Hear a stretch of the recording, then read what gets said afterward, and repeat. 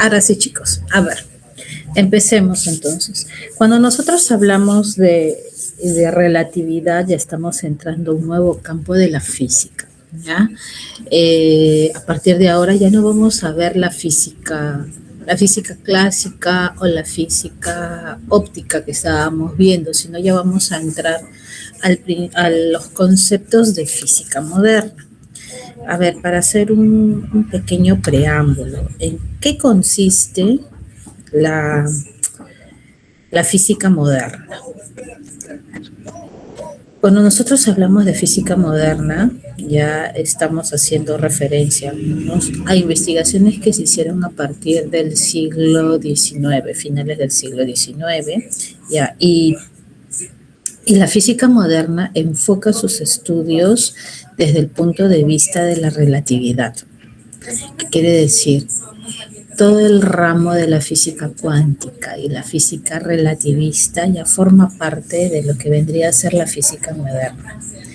Y esos avances, o mejor dicho, esos estudios empezaron por ver los vacíos que tenía la física cuántica, la física clásica, la física newtoniana. Muchos de ellos incluso fueron unas bases muy fehacientes para tener o para seguir los estudios. Por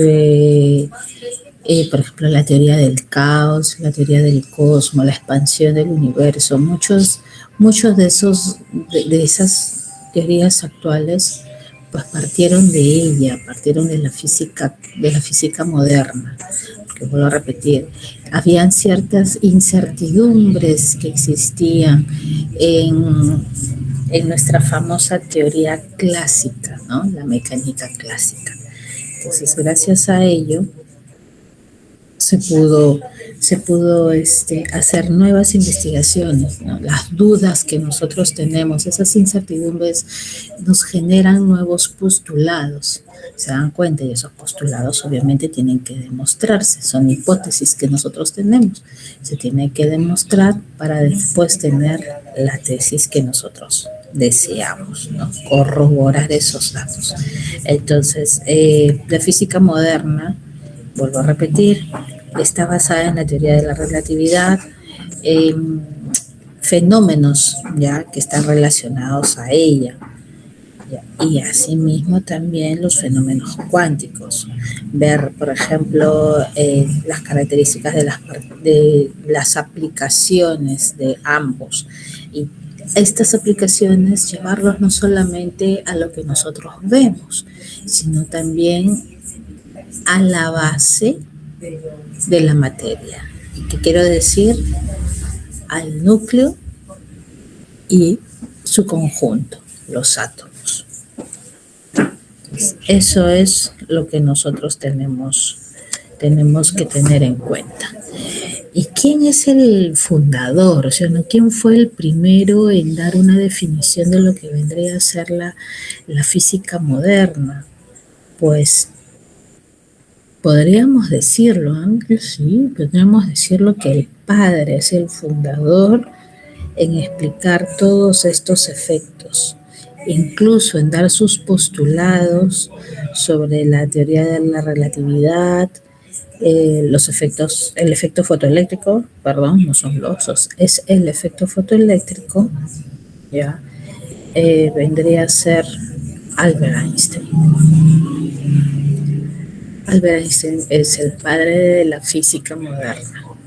¿Por qué? Porque gracias al postulado, ya a sus postulados de teoría de la relatividad, empezaron los nuevos estudios de lo que ya desligamos todo lo que era la teoría clásica de Newton.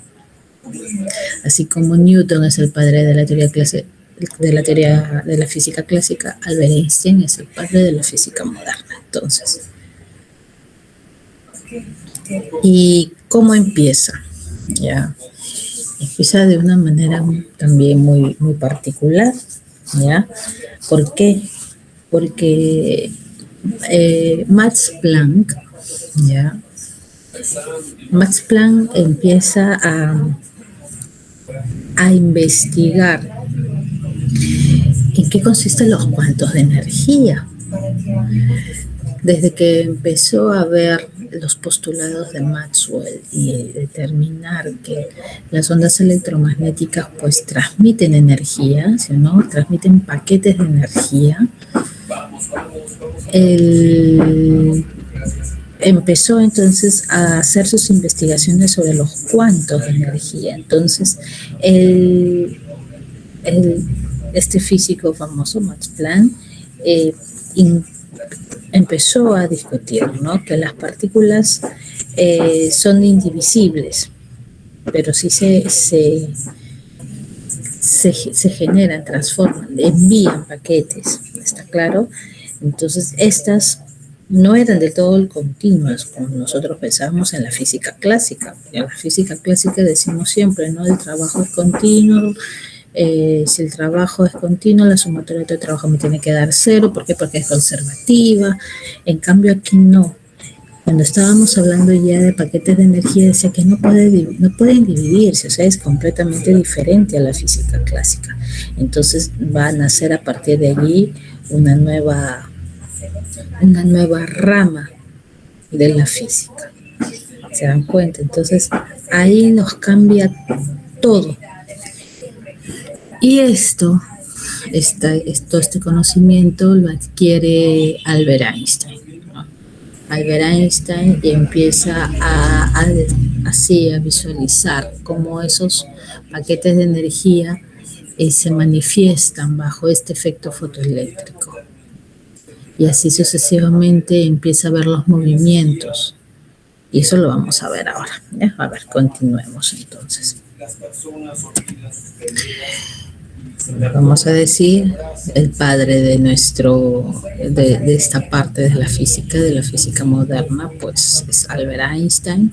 Él nos da un marco de referencia y nos permite verificar, o sea, nos muestra cómo es la relatividad newtoniana, cómo las transformaciones de Galileo pueden pasar a verse desde un punto de vista relativista. Y es ahí donde él menciona sus postulados, ¿ya? Ahí es donde él menciona sus postulados. Vamos a ver, ahí está. Sus postulados de Albert Einstein, ¿ya? E incluso también, gracias a ello, podemos verificar el problema del éter. ¿Se acuerdan que hablamos la clase pasada, algo sobre el éter, que gracias a la polarización se pudo demostrar que el éter no existía, ¿no?, que no había nada alrededor, que era una sustancia que nosotros creíamos que existía en el ambiente, ojo, en el ambiente, de que existe, sí existe, pero en el ambiente, ¿ya? Y bueno, vamos a volver a ver los experimentos de Michelson y Morley. ¿Se acuerdan que vimos el videíto que explicaba el experimento de Michelson y Morley? Igualito. A ver, como les vuelvo a decir, la física clásica y la física moderna. A finales, o en el siglo XVII, mitad del siglo XVII para adelante, empezó a haber esa brecha que existía entre la física clásica y la física moderna. ¿Por qué? Porque antes nosotros nos basábamos en la física de Aristóteles, la física aristotélica. ¿En qué se basaba este capítulo de la física aristotélica? ¿Alguien sabe? ¿O primera vez que la escucha?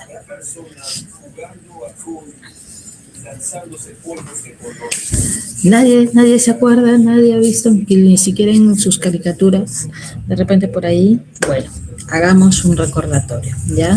La física aristotélica es un conjunto, ¿ya?, de tesis, pero basada más que nada en filosofía, ¿ya? Filosofía, cosmología, bueno, y pues son hipótesis que se tenían, y astronómicas. ¿Ya?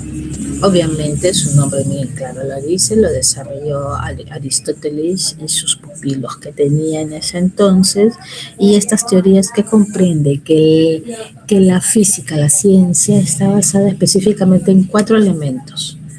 ¿Cuáles son esos 4 elementos? Pues es el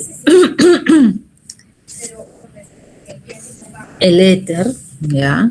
El movimiento de las 4 causas, las esferas celestes y el geocentrismo. ¿Ya? Entonces, si nosotros vemos, vamos a ver, aquí está, aquí debemos de tener vamos a verlo acá, la física aristotélica. Estaba basado, como les vuelvo a decir, en esos elementos, ¿ya? Estaba basado en esos elementos. Ahora, si nosotros veíamos las la imagen ahí que nos basaba específicamente, ahí está, en este. Se basaba, en estos 4 elementos, en este diagrama de los 4 elementos, que eran los 4 elementos fundamentales, así decía, el fuego, el aire, la tierra y el agua. En ese, por ejemplo, en el lapso que nosotros teníamos de fuego-aire existía un intermedio caliente, de aire-agua había un preámbulo que era la humedad.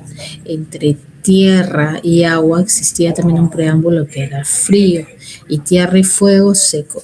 Todos estos elementos ya los desarrollaba en estas ideas. Entonces, era la existencia de la física sobre el cielo, las funciones que ellos veían a su alrededor, ¿ya? Y se basaban por eso, en elementos naturales, que en ese entonces, si nosotros nos damos cuenta y vemos cada uno de ellos, pues se basaba en la Tierra como el centro de todo el universo, ¿ya? Y trataba de verificar eso, o sea, ciertas características, por ejemplo, la velocidad, lo veía como una proporción de la densidad del medio, los movimientos como una respuesta de fuerza, pero en línea recta, por ejemplo, ¿no? ¿Por qué? Porque él veía que todos nos estábamos desplazando en un plano específico, ¿ya? No había, por ejemplo, el vacío, ¿ya? Todo estaba en el aire y el medio que utilizaban era el éter, donde todos los push en que esta sustancia iba a estar en todo el espacio. ¿Ya? Imagínense que para Aristóteles no existía el vacío, sino el éter, que era algo que estaba hacia su alrededor, era el medio que todo nos rodeaba, es el medio que también nos dejaba respirar, era el medio que permitía que pase el oxígeno para nosotros poder vivir. Por eso decíamos el éter. Entonces ya el ser humano tuvo esa idea del éter, el éter, el éter. ¿Qué más? Veía como el Sol, por ejemplo, los planetas, que eran esferas perfectas, que nunca iban a cambiar, ¿ya? Y que, por ejemplo, ¿cómo lo podemos decir? Que todo lo que se encuentra en este mundo no está formado por materia terrenal, sino que tenía un elemento especial. No me acuerdo ahorita cómo se era. Algo, no, de verdad, no me acuerdo ahorita el nombre, era una especie de esencia, algo así, ¿ya? De verdad. Entonces, Aristóteles, ¿qué hizo? Aristóteles desarrolló esta teoría física, pero que se mantuvo largos años, muchísimos años, hasta que llegó Newton, imagínense, ¿ya? Hasta que llegó Newton, pero para él, ¿ya? Para Aristóteles, en sí que no se dejó que los elementos a partir de los cuales se formó la Tierra, o sea, de estos 4 elementos básicos que es fuego, aire, tierra y agua, ¿ya? Fueron muy distintos a los que se encuentran en el espacio. Entonces, nos enseñó un poquitito, hizo un preámbulo de lo que vendría a ser la dinámica, ¿está bien? Pero para él la dinámica era la velocidad que tenía ¿cómo se llama? El ser humano, por así decirlo, ¿ya? Lo relacionaba, por ejemplo, el tiempo con el tipo de movimiento que tenía y el espacio. Eso era lo que él relacionaba. Y los átomos esféricos, pues habría un vacío entre ellos. ¿Por qué? Porque la materia no puede ser atómica en ese entonces. Entonces, eso fue lo que nos dejó Aristóteles. ¿Está bien? ¿Qué más? Aristóteles, ¿qué más nos dejó? Vamos a ver. Luego vino la física clásica. ¿Y de quién es el padre de la física clásica? Como les vuelvo a decir, Newton. La física clásica, ya, se basa en los principios. ¿Pero en qué principios? Se basa en los principios de la aparición de la mecánica, ¿ya? De la mecánica, la termodinámica, el electromagnetismo, la óptica, la acústica, los fluidos, ya, todo esto, así, todo lo que hemos estudiado hasta ahorita, por ejemplo, ustedes lo que han llevado, física 1, física 2, física 3, por ejemplo, ya, hasta este preámbulo que hemos hecho de física óptica, todo eso forma parte de lo que vendría a ser la física clásica, ¿ya? Y esta física clásica se considera determinística. ¿Por qué? Porque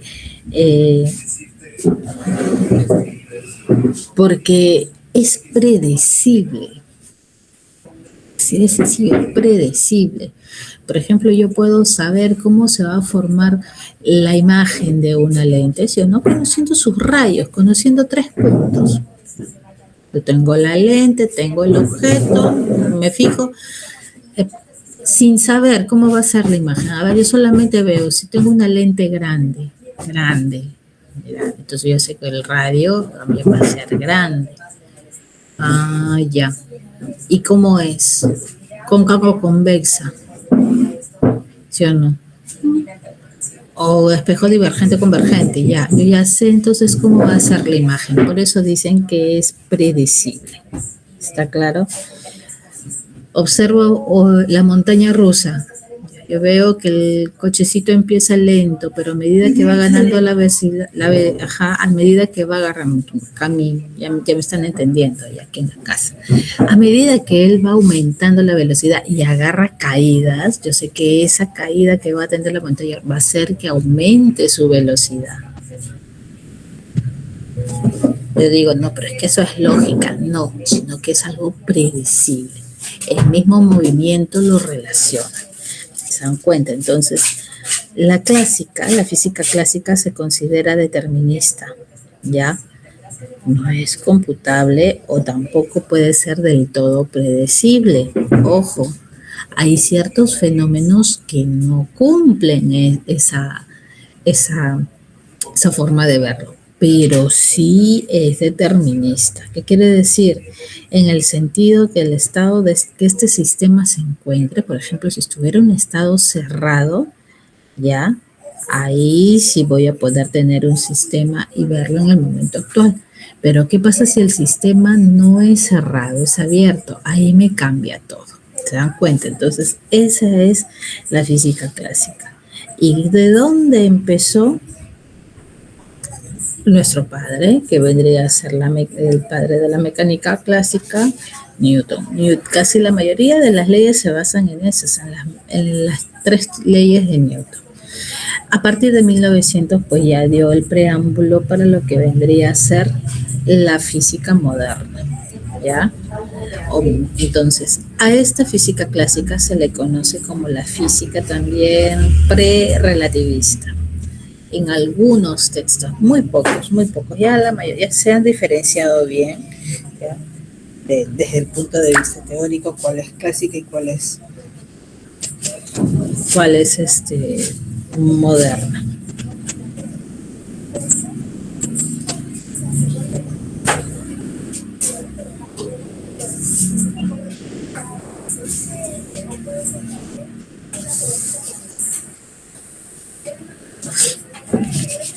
Ahora, en 1900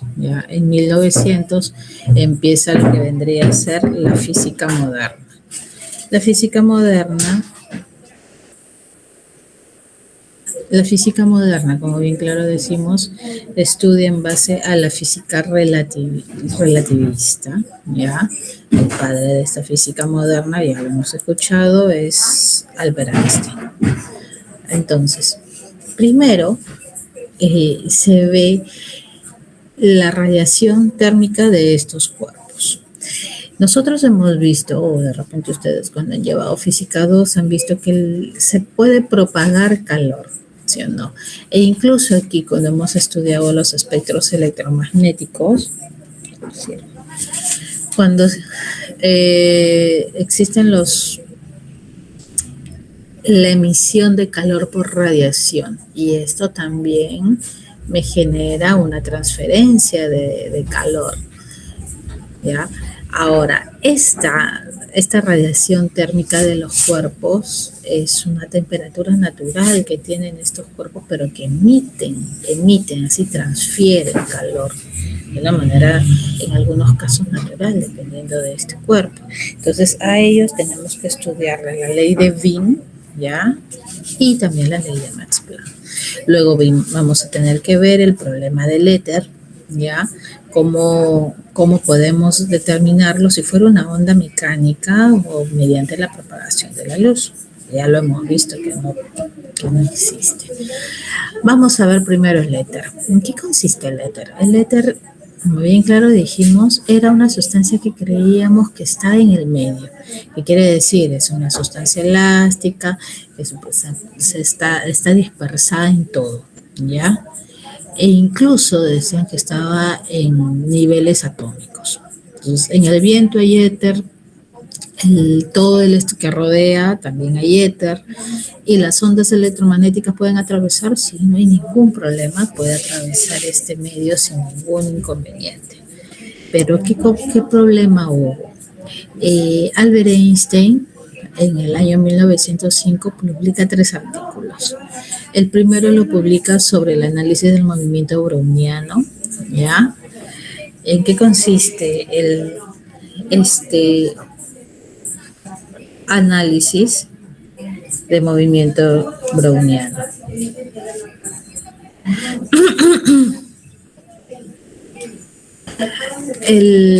Vamos a hacer así rapidito. Este análisis de movimiento browniano hace referencia al movimiento que van a tener las partículas, pero desde un punto de vista microscópico, ¿ya? Y cómo este movimiento, o mejor dicho, cómo estas partículas van a experimentar un movimiento aleatorio, pero ¿debido a qué? O sea, ¿en qué momento hay este movimiento? Pues debido a las vibraciones o a las fluctuaciones térmicas. La variación de temperatura hace que las moléculas vibren, ¿ya? Ese movimiento, a ese se le llama movimiento browniano. Entonces, ¿qué más sobre el efecto fotoeléctrico? ¿Se acuerdan que hace tiempo, a principio de clase, hablábamos del famoso efecto fotoeléctrico? ¿Qué es un efecto fotoeléctrico? O es cuando, por ejemplo, un haz de luz, una onda electromagnética, impacta sobre una plaquita, ¿ya? Estos dispersa un electrón, ¿ya?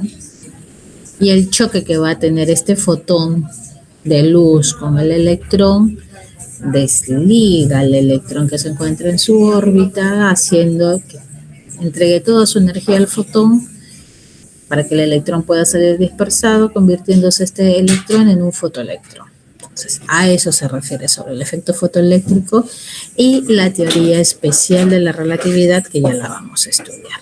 Entonces, gracias a esos 3 postulados, a esos 3 artículos que menciona, ya obtiene el Premio Nobel de Física en 1921. ¿Ya? Y en el 2005 empieza a considerarse ya la física y tiene un año internacional de la física, que es en el año 2005. La ONU lo propone. Es historia más que nada. Ahora, ¿en qué consiste la relatividad newtoniana? A ver, basémonos nosotros. A ver, ustedes que han estudiado ya la mecánica clásica, ¿sí o no? El movimiento de un cochecito, ¿ya? ¿Sí o no? Saben que el cochecito tiene una velocidad, tiene una aceleración, puede acelerar y desacelerar en un espacio. Pero la mecánica, la relatividad newtoniana no lo considera así. La relatividad newtoniana va a tener dos marcos de referencia. Ojo, uno inercial, ¿ya? Y uno no inercial. ¿En qué consiste el marco inercial? En que la velocidad en cada uno de sus ejes, o sea, desde cualquier punto de vista que va a tener, o desde el plano de referencia, va a tener una velocidad constante.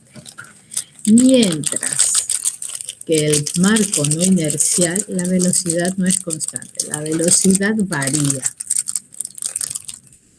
¿Ya? ¿Cómo podemos tener entonces nosotros dos marcos de referencia? O sea, ¿qué ocurre? ¿Cómo yo puedo variar? Míralo. Tú estás en el paradero. Ahí está. Tú estás esperando allí tu combi, tu bus que venga.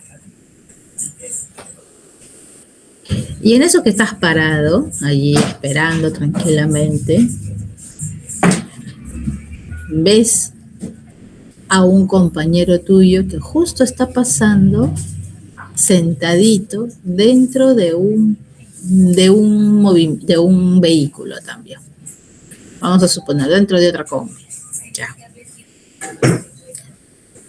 Para ti, que estás en tu paradero, tú ves que tu compañero está en pleno movimiento. No, el vehículo está en movimiento, por lo tanto, él también está en movimiento. Y tú ves que cómo se desplaza. Ese es un marco de referencia.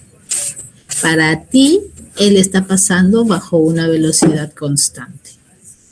¿Te das cuenta? El compañero y el bus, porque todo es un solo cuerpo. ¿Está claro? Ahora, ¿qué es lo que ve tu compañero que está dentro del bus? Vamos a ponerle Jaimito ya. ¿Qué es lo que ve Jaimito? Jaimito dentro del bus, ¿ya? Él está quieto. Jaimito está quieto y dice, yo no me muevo, yo estoy sentadito acá. Yo estoy inerte aquí. Los demás se mueven y los veo pasar, o sea, a una velocidad completamente diferente, pero los veo pasar. Entonces, Jaimito tiene otro marco de referencia. Eso es lo que pensó Albert Einstein. O sea, podemos tener dos marcos de referencia viéndolo desde dos puntos de vista completamente diferentes. ¿Sí o no? Pepito, que está afuera, él ve que todo el mundo se desplaza y él ve el carrito que se desplaza. Y si hay alguien dentro del carrito, también se desplaza a la misma velocidad del carrito. Entonces está a una velocidad constante. Mientras que Jaimito, que está dentro del bus, no, lo ve diferente. Para él no hay una velocidad constante. Para él todo es completamente diferente. ¿Se dan cuenta? Entonces son dos puntos de vista que se tiene que considerar. Un marco inercial y un marco no inercial. Entonces, según el marco de referencia fijo, a ver si me fueron acá los ¿cómo se llaman? Los vectores. Según los marcos de referencia, ¿ya? El marco de referencia que se encuentra a velocidad constante es, por ejemplo, Jaimito, que se encuentra dentro del bus. O sea, Jaimito dice, yo estoy en el bus, yo estoy sentado, para mí nadie se mueve, todo se mueve menos yo estoy quietecito. Para mí, entonces va a ser un marco referencial fijo. Pero para Pepito, que está afuera, todo se mueve. O sea, Jaimito se mueve junto con el móvil, él está en movimiento. Entonces él va a tener otro marco de referencia inercial. Ay, acá se me fue esto. Vamos a ver si... No, ahí está. Entonces, dependiendo de la posición que vamos a tener, ¿ya? Vista o medida por el observador, y vista por la persona que se encuentra dentro del carrito. Vamos a tener que ver lo siguiente. Posición relativa, velocidad tiempo. ¿De quién? Del móvil.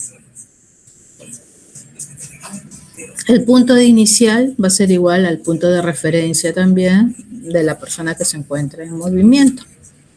El plano Z también. Y el tiempo va a ser igual para todos. ¿Qué es lo que varía? Es la velocidad. La posición y la velocidad para cada uno de ellos. Entonces, ¿esto en qué implica? Implica también que tengamos que ver todos los cuerpos que se encuentran en movimiento, incluido también la velocidad de la luz. ¿Por qué? Porque como son ondas electromagnéticas, viajan en el vacío y también tienen un patrón de referencia. ¿Por qué? Porque transportan energía. Pero en función de quién, de la velocidad de la luz. Uy, perdón, este igual se me ha ido, este igual tiene que ir acá. Donde la velocidad de la luz es raíz cuadrada de esta onda electromagnética, ¿sí o no? De ese campo electromagnético E y B, entre mi constante de permitividad en el vacío.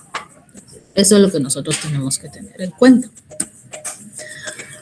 ¿Por qué tengo que ver estos dos posturas? O sea, ¿por qué tengo que tener en cuenta la velocidad de la luz, el movimiento de los carritos y todo esto? Porque Einstein todo esto lo estudió y determinó los postulados, ¿ya? Nos mostró unos postulados.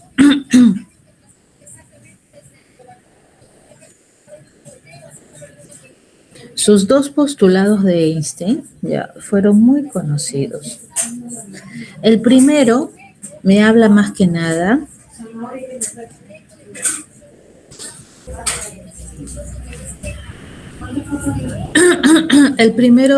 acá lo he colocado, depende del orden también, a veces este lo colocan como el segundo, pero el primero nos habla sobre las leyes de la física que son invariantes en diferentes observadores inerciales. ¿Qué quiere decir? La invariabilidad de las leyes de la física. Me dice, la física es la misma para todos los marcos de referencia inercial. ¿Qué quiere decir esto?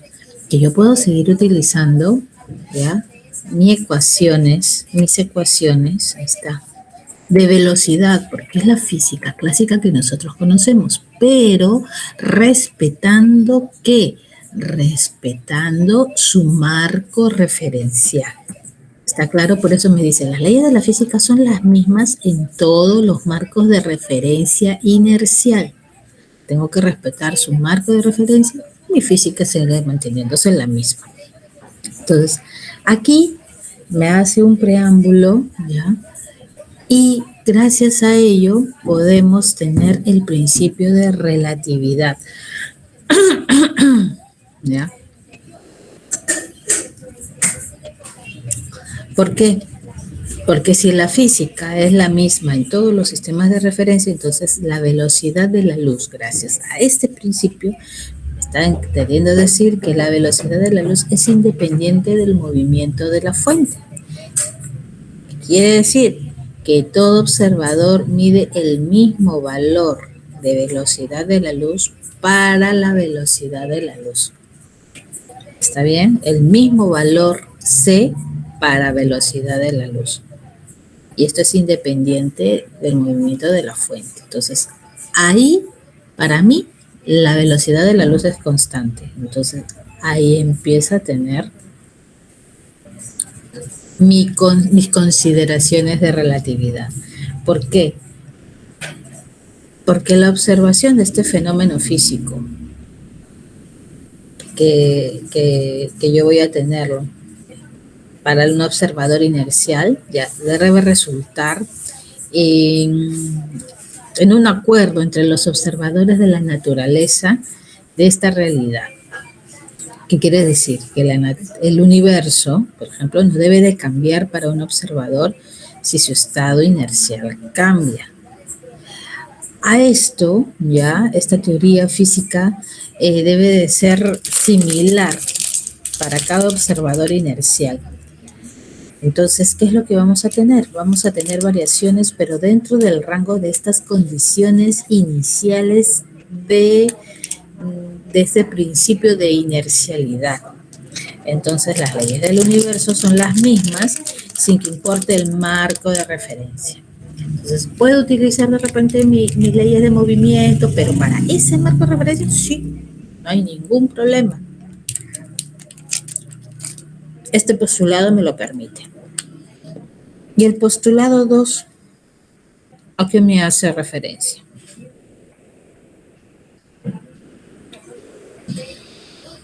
El postulado 2 hace referencia a la constancia de la velocidad de la luz. Gracias al postulado 1, que no es invariable, entonces el postulado 2 lo reafirma. ¿Por qué? Porque la velocidad de la luz es constante e independiente de cualquier marco referencial. ¿Está bien? Entonces, la luz, ¿ya? O la medida de esta rapidez de la luz, ya, por observadores no dependería del movimiento de estos con respecto al éter. Entonces, ¿sería distinta de diferentes direcciones? No, porque acá me lo está diciendo. Si la ley es para todos los marcos, entonces el principio de invariabilidad de la luz en el vacío será constante. Eso es un factor importante. Y gracias a ello, ¿ya? Gracias a ello, me va a generar después ciertos puntos de vista de relatividad. ¿Ya? Vamos a ver después en qué consiste la relatividad especial y la relatividad general. Ahora eso lo vamos a ver poquito a poquito. Uno de los efectos que tenemos, teniendo en cuenta ya estos dos principios de la velocidad de la luz, es cuando los eventos ocurren en el mismo lugar. Perfecto, no hay problema no hay problema de simultaneidad, ¿sí o no? Porque el tiempo va a ser igual para todo. ¿Qué quiere decir? Que el tiempo para el observador 1 va a ser el mismo para el observador 2 mientras esté ocurriendo el evento, porque ese está hecho de una manera simultánea. ¿Puedes venir mañana? Todavía tengo ahí unas cuantas. Mañana puede ser acá, pero no se olvide bien. Gracias. Luego, la simultaneidad de los eventos separados. Por ejemplo, yo tengo dos eventos completamente separados. Acá yo tengo una señal luminosa y tengo otra señal luminosa. El tiempo T1 va a ser para esta señal y el tiempo T2 va a ser para esta señal, que va a tener un aproximado de espacio de L medios para cada uno. Entonces, ¿cómo será mi tiempo? ¿También será igual? ¿Ustedes qué opinan? ¿Qué es lo que me dice el postulado? Que va a ser igual para todo, entonces el tiempo también permanece siendo igual, es constante.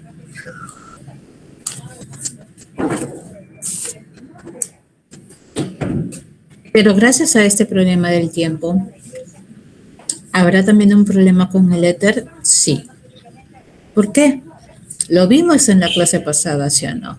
Se demostró que el éter no implica que haya éter o no en el medio, porque la luz siempre se va a propagar. ¿Por qué? Porque son ondas electromagnéticas. Entonces, el éter en este momento nos decía que era una sustancia presente en todo y que era transparente. Pero esto no afecta la propagación de la luz. Por lo tanto, es como que si no hubiera este problema de éter que teníamos allí, que supuestamente lo teníamos referenciado. Bien. Entonces, nos va. ¿Gracias a qué? Al experimento de Michelson y Morley.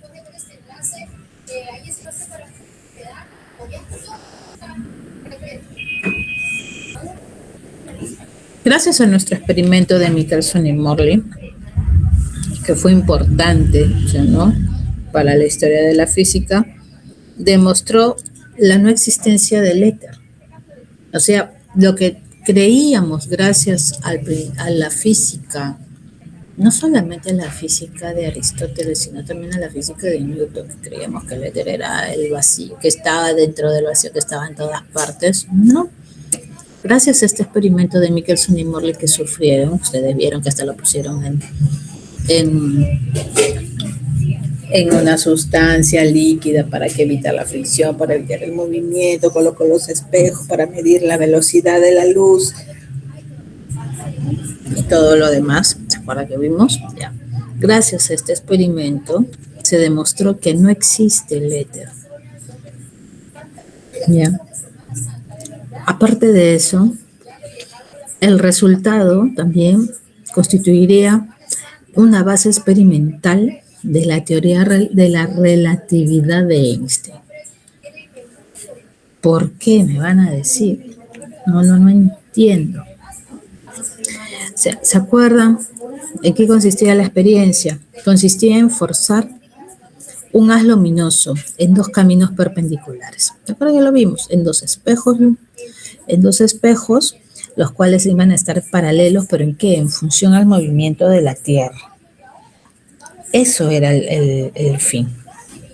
Cómo posicionar los movimientos y determinar si el movimiento de la Tierra iba a afectar este movimiento en base a los espejos, a los rayos luminosos.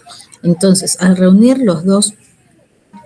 estos dos haces que salen ya de ambos espejos, se debería detectar interferencias entre ambos. ¿Por qué? Porque son ondas electromagnéticas y obviamente tienen la misma frecuencia. Pero se determinó lo contrario, se determinó que no iba a haber este problema. Por lo tanto, ya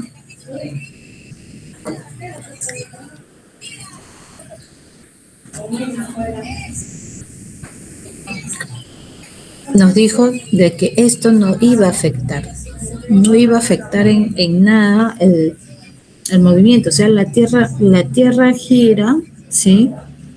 Pero no por una sustancia o no varía en función a la sustancia que era el éter, sino que iba a haber un movimiento relativo que nosotros teníamos. Nosotros no sentíamos que la Tierra se movía, pero en sí la Tierra se estaba moviendo. Ese fue el principio y ese fue el gran aporte que hizo Michelson y Morley para empezar el estudio de la física relativista. Ese fue, muy aparte del éter. Porque se acuerdan que vimos la fuente luminosa, que teníamos dos espejos, esto lo iba a mover y el observador iba a ver la intersección de estos dos rayos luminosos. Pero se acuerdan que tenía que hacerlo bajo una cierta piscina, encima de un líquido para evitar la fricción, el movimiento y todo lo que todo lo que estaba en conjunto. Entonces, el análisis, ¿qué es lo que hizo? El análisis para un rayo tuvo velocidad, tuvo la longitud, la velocidad de la luz con la que iba a viajar, y para el otro plano también iba a tener una velocidad con la que viajaba, un espacio recorrido, y la luz también se iba a proyectar en una dirección con una velocidad constante, con una velocidad c. Entonces ahí se pudo verificar que la velocidad de la luz iba a ser constante en cualquier medio, bajo cualquier circunstancia, porque estaba pasando dos medios completamente diferentes. Ahora, gracias a ello, se pudo tener las transformaciones de Galileo.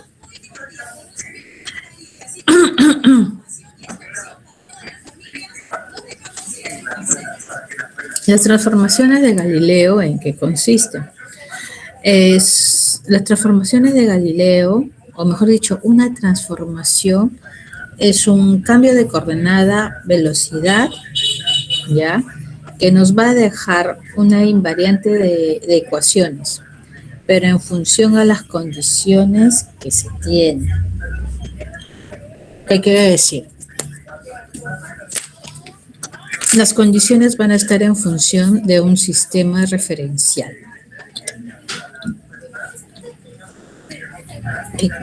Un sistema entonces que puede partir de un sistema que se mueve respecto a respecto a un primer sistema. O sea, un segundo sistema que se mueve a partir de un primer sistema. O un primer sistema que observa, que siente que está estático y que todo a su alrededor se mueve. Son dos puntos de vista completamente diferentes. Entonces, estas transformaciones, ¿ya? Vamos a tener en función de quién. En función de un principio que propuso Galileo. Galileo lo propuso en el año 1600 por ahí, que si tiene un sistema A en reposo y un sistema B en movimiento a una velocidad constante, por así decirlo, respecto al primero, a lo largo de un eje, ¿ya? Las coordenadas del punto del espacio van a ser los siguientes. Para A, que está en reposo, sus coordenadas, ¿cómo van a ser? Van a ser X, Y y Z. ¿Por qué? Porque él está en reposo. Él dice, no, es que quietecito. Quien se mueve es el carrito. No. ¿Y el carrito qué coordenadas va a tener? Va a tener un sistema de referencia o un sistema de coordenadas completamente diferente. Pero en función de quién? Del primero. Va a tener un Y', un X' y un Z'. Y ambos están en el mismo eje. Míralo, bajo las mismas referencias de X. Por lo tanto, las coordenadas de B a partir de A, mira, de este carrito a partir de ¿a qué va a ser igual? O mejor dicho, a raíz del evento que va a tener este carrito. X va a ser igual a X de referencia del carrito más la velocidad por T. Y va a ser igual a un Y'. Disculpen, acá está el Y' que se ha movido. Aquí va un Y'. Ya apúntenlo, por favor. El Z va a ser igual a un Z'. ¿Y el tiempo?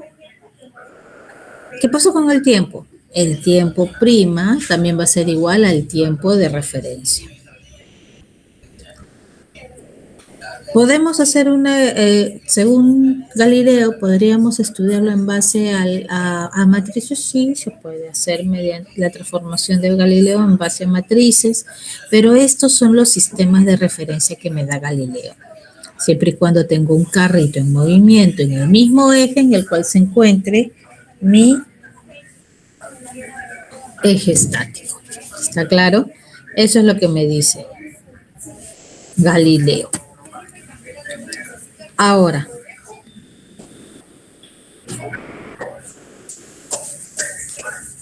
para dos observadores, los tiempos no son necesariamente iguales. ¿Por qué? Porque yo voy a tener un observador que va a estar estático y voy a tener otro observador que se encuentra dentro del carrito en movimiento.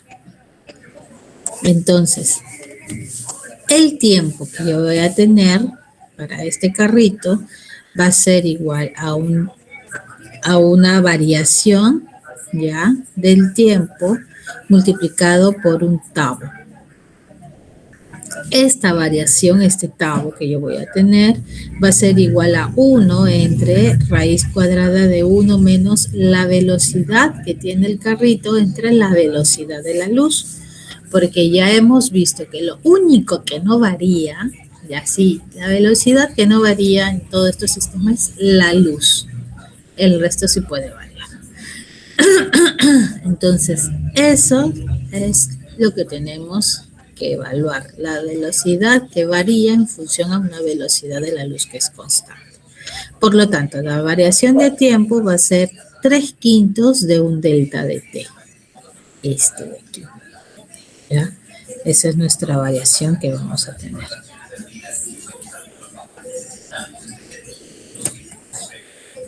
Ahora, la dilatación del tiempo para un observador fijo, teniendo en cuenta un sistema de referencial X, Y, Z, ¿ya?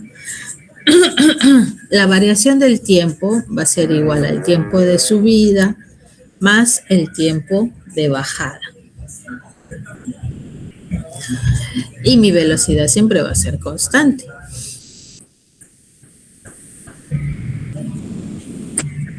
Pero para mi observador móvil, ¿ya? Mi velocidad también va a ser constante. El tiempo de subida más el tiempo de bajada va a ser el tiempo total que nosotros vamos a tener. Entonces, aquí va a haber una contracción de la longitud. ¿Por qué? Porque vamos a tener una longitud propia, una longitud medida en un marco de este cuerpo que se encuentra en reposo. Y el marco en reposo de este cuerpo va a recibir el nombre de longitud propia. Mientras que para nuestro carrito vamos a tener lo siguiente. Mi marco referencial de mi observador que está estático, teniendo en cuenta mi tabo de L, va a ser igual a tabo de L igual a la longitud prima. Entonces, mi relación entre longitudes va a estar en función de los 5/3. ¿Ya? Ay, todo se ha movido, por el amor de Dios. Voy a tratar de arreglarlo ya, chicos, la diapositiva. Todo se ha movido por pasarlo de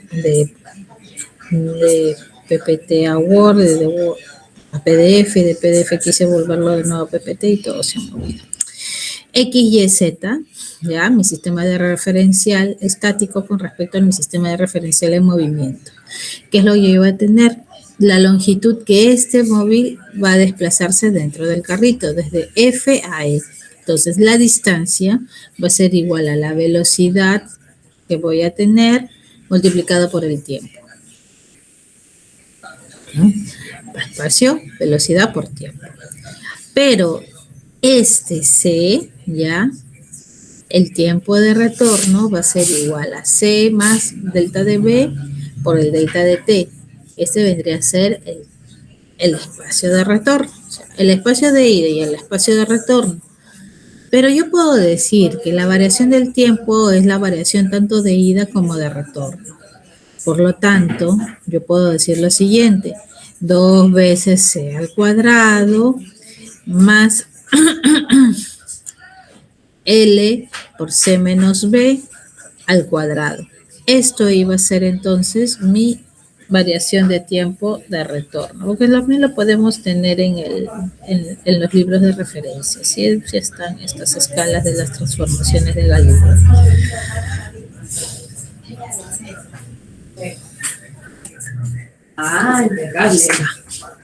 Entonces, nuestra contracción de tiempo para cada uno de estos patrones de referencia en función al delta de t va a ser igual a 2L' entre la velocidad de la luz. Ay, qué horror. Todo se me varía. Entonces, la dilatación del tiempo va a ser igual a la dilatación de L igual a L'. Eso es lo que nosotros vamos a tener como dilatación del tiempo. Vamos a hacer un ejercicio. A ver, me dice, una nave espacial pasa volando cerca de la Tierra con una velocidad de 0,990 velocidad de la luz. Miren, acá el C ya está entrando como si fuera una velocidad de referencia, ¿ya? Una velocidad ya constante. Fíjate que lo multiplico por un factor para variarla. Un miembro de la tripulación a bordo de la nave mide la longitud de esta y obtiene un valor de 400 metros. La longitud mide, ¿qué longitud miden los observadores que se hallan en la Tierra? Entonces yo tengo lo siguiente. Mi delta por L va a ser igual a mi valor de referencia. Entonces, si la longitud propia L', que es la longitud que me está midiendo alguien en la tripulación, o sea, dentro de este cuerpito que está en movimiento, ¿no? Dentro de la nave, que se encuentra en movimiento mide 400 metros, entonces yo digo lo siguiente, L es igual a 400 entre mi Y. Estos 400 lo voy a tener que multiplicar por la velocidad de lo que quiere decir 1 menos 0,999 al cuadrado. ¿Ah?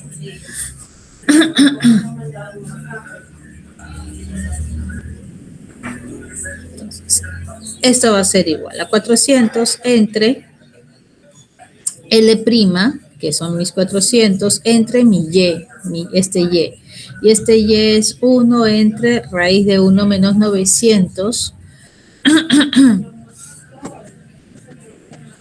42. Entonces, esto pasa a multiplicar, dividir, y tengo 400 por raíz de 1 menos 999 al cuadrado, y esto aproximadamente me sale 56. Ay, todo se ha movido, porque 56,42 metros. A ver, vamos a sacarle con la calculadora. Multipliquen, chicos, 400 por 1 menos 0.990 al cuadrado. ¿Qué?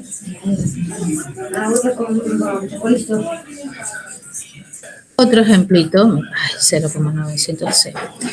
Los observadores, me dicen, los observadores A y B en tierra están a una distancia de 56,4 metros uno del otro. Me dice, ¿cuál es la separación entre ellos que va a estar medida por la tripulación de la nave? Entonces, yo sé que la velocidad es 0,999 c, el problema anterior. ¿Ya? Y la distancia de separación es 56,4 metros. Esta es mi distancia de A y esta es mi distancia con respecto al punto B, ¿ya? De cada uno de los observadores.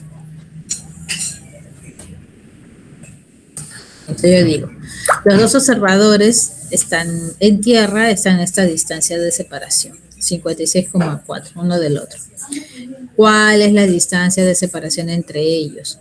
Teniendo en cuenta que L' es 56,4 metros, entonces yo digo así, L, ¿no?, igual a L' por Y. Estoy utilizando esta misma ecuación, miren, perdón, esta, Y igual a L, Y por L igual a L'. Entonces, esa es la que estoy usando acá. L',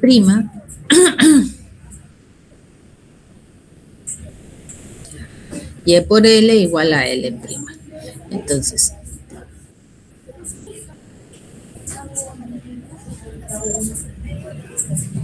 L' va a ser igual a L por este Y, 1 menos 0,990 elevado al cuadrado. L yo sé que vale 56,4 multiplicado por 1, ¿no?, por 1 menos 0,990 al cuadrado, y todo esto raíz cuadrada, ¿ya?, me va a dar el resultado de 7,96 metros. Entonces, para mí, la separación entre ellos y la medida de la tripulación de la nave espacial va a ser equivalente a 7,96 metros. Eso es lo que nosotros vamos a tener. Ahora, cuando hablamos de energía relativista, vamos a hacer referencia igual a una variación de energía que nosotros vamos a tener, pero la energía que vendría a ser igual al trabajo que se está realizando.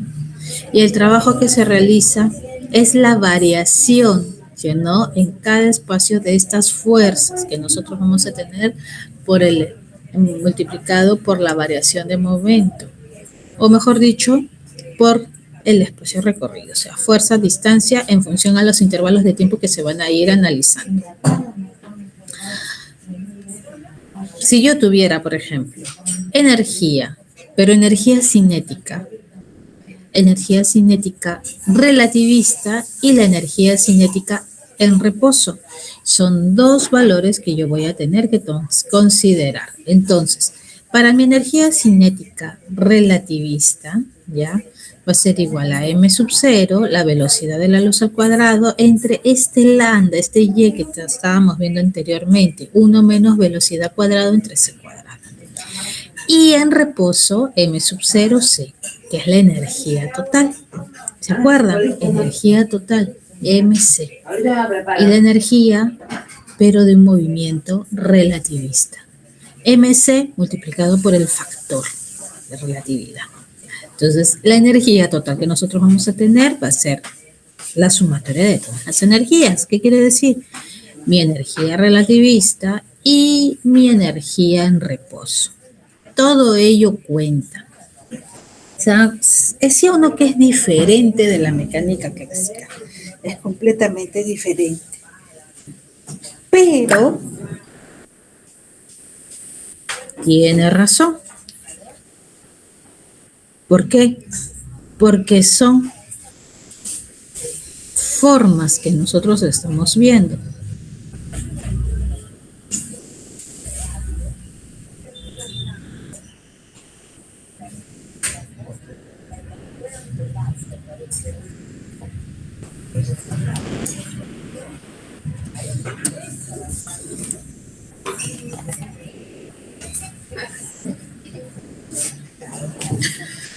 De acuerdo a la energía relativista, ¿ya? De acuerdo a la energía relativista, entonces nosotros tenemos esta sumatoria de energías. Energía en movimiento y energía estática del cuerpo. Ay, todos. La energía cinética, entonces, relativista, más la energía clásica. Todo ello me va a dar una suma de energía, ¿ya? Y por ende también me va a dar una cantidad de movimiento. Acuérdense, cuando nosotros hablábamos de fuerza, no es que estemos hablando específicamente de fuerza igual a masa por aceleración, no, sino que tenemos que ver la cantidad de movimiento que me marca este cuerpo en función a los intervalos en los cuales esto se está desplazando, los intervalos de tiempo que vamos a tener en cuenta. Entonces, para la cantidad de movimiento clásico va a ser igual a m, la masa por la variación de velocidad que él ha tenido. Pero si estamos hablando de un movimiento relativista, masa, velocidad va a ser igual al tau, que vendría a ser nuestra variación relativista, m sub 0b. La paradoja entra aquí de la cantidad de movimiento que va a tener en función a la variación de los famosos gemelos. ¿Se acuerdan cuando es un ejemplo muy clásico, perdón, con ustedes no mencioné este ejemplo de los gemelos, ya, sino sí, que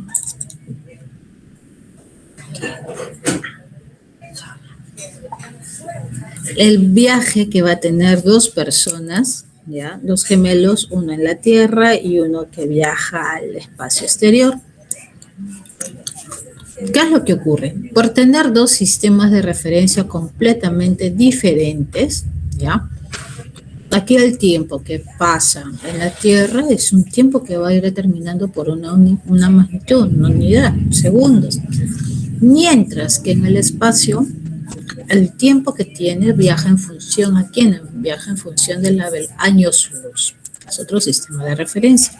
Cuando regresa, el gemelo que estaba en el espacio, pues luce mucho más joven que el gemelo que se encontraba aquí en la Tierra. Es una paradoja. Esto es lo que se estudia. ¿Por qué? Porque han tenido dos sistemas de referencia completamente inercial.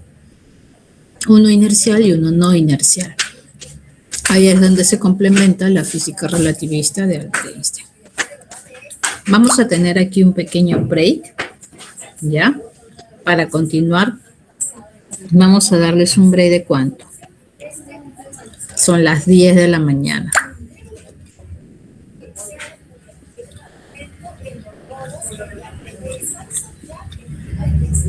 Unos 15 minutos. ¿Está bien? 10:15 empezamos. ¿Ya, chicos? Sí, está bien, mis.